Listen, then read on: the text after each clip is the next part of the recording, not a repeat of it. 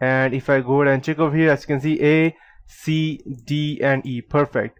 But I still don't know which one is what, so I'll go ahead and let you know as to how we can go ahead and do that later on. So, and I'd like to teach you one more thing. Let me check if I have some sample music. Perfect. So I'll just go ahead and copy, and I'll just go ahead and, let's say, paste it over here on the desktop.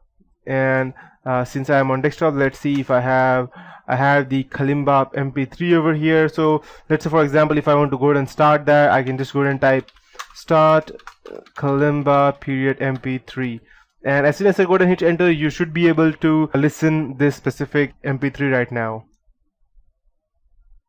Let me check. Okay, yeah, recommended settings, finish.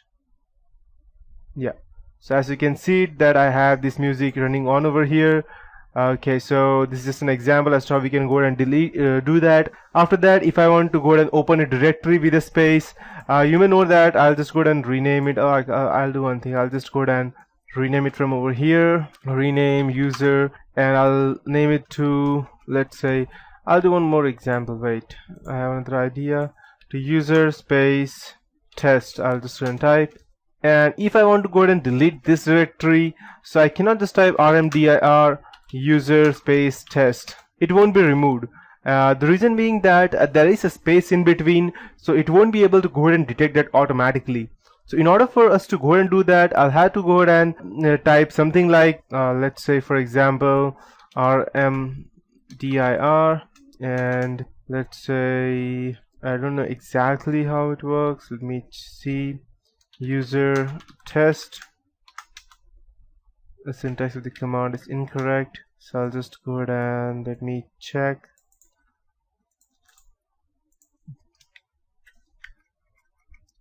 Okay, syntax user test. Okay, so it's unable to go ahead and detect that, as I told you. So you won't be able to go ahead and directly edit any of these files unless you have that specific name. And so, and if you want to go ahead and view all the tasks that is running inside, so you can just go ahead and type, let me check, t task list. As you can see, these are all the things that are running on the computer right now. You may even be able to find payload if I have not. Like, you know, these are the processes. The payload is another task. If I want to kill any random task, let's say, for example, which one? Okay, I have my payload over here. I don't want to disconnect that. I have the command.exe. So if I want to go ahead and, no, I won't want to close the command. Let me check if I have something else. Okay, I'll just go ahead and run this. I'll pause it, and I want to go ahead and close this. Again, I'll go ahead and type task list.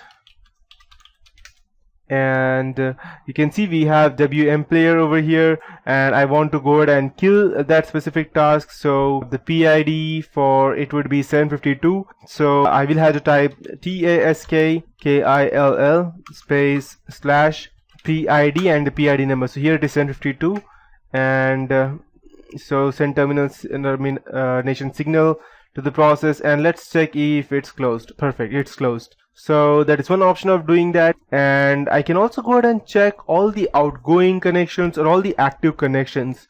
For that, I can just type netstat and netstat. It's a very famous command, so if you have any networking background, you may already know what that is exactly. So as you can see, I have all the outgoing addresses over here, and this is my own IP address. And if you're actually going to try and hack into something, then you would not want to go ahead and any other person to go ahead and look into this, because that person is directly looking at your IP address and he may be able to trace it back to you. That is the reason. But these are just the things that I would like to teach you. And if you want to again view all these services, then you can just type net start, and as you can see, here are all the services that are running, and they are in full, unlike the previous one where I had only the exact file name that were running. Over here I have all the services that are running exactly, and along with their name and what it does exactly.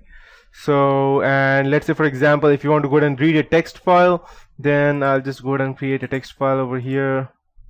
Let's say, no, not, I'll just include that.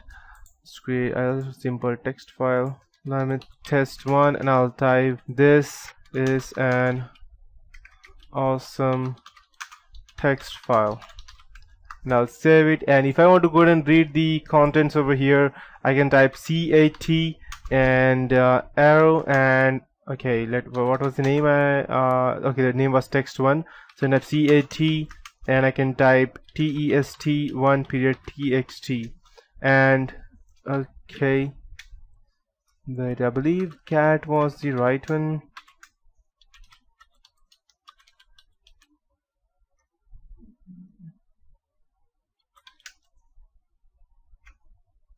Okay, abc period txt. Okay, let me check what we have over here. It was cat, or let me check.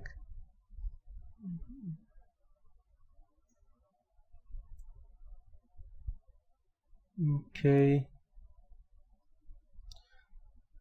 Cals clears the screen, cmd color comp copy date. Okay, delete.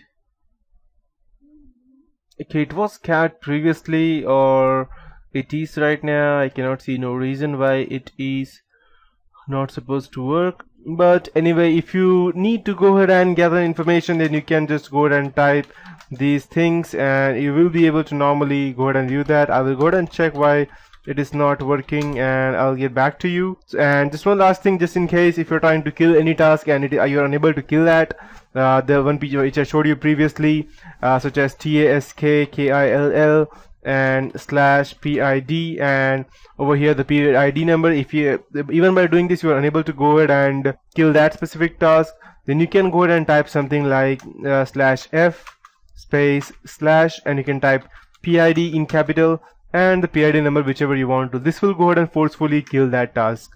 So that's it guys, that's it for this tutorial. In the next tutorial I'll be teaching you more about the meterpreter commands and how they work exactly.